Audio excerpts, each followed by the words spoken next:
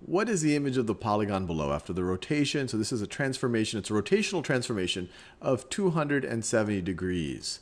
So what and when they talk about a rotational transformation, at least in the context of this exercise, we're talking about a rotation around the origin, so around this point. So the way I like to think about it is pick one of these points, one of these orange points, and essentially rotate it around the origin 270 degrees. So let's do that. So this would be rotating it, and when we talk about positive angles, we're talking about going in the counterclockwise directions. The same way that we typically measure angles when we're doing trigonometry with the unit circle and things like that. So here, so we started here, and let's rotate 90 degrees.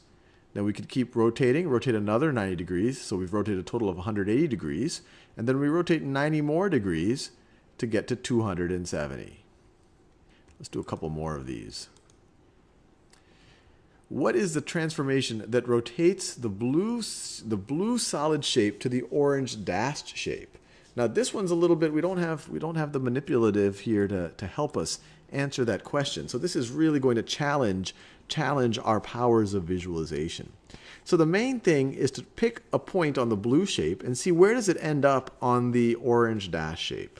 And I'll pick this point right over here because you can see it's kind of pointing straight in that.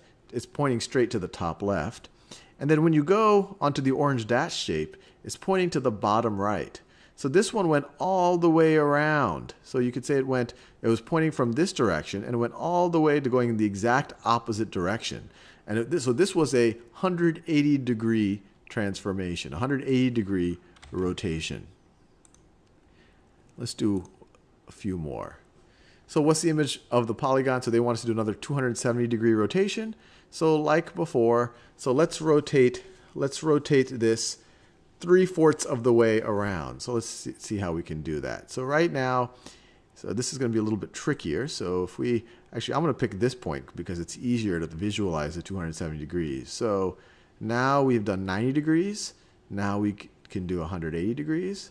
And now we've done 270 degrees.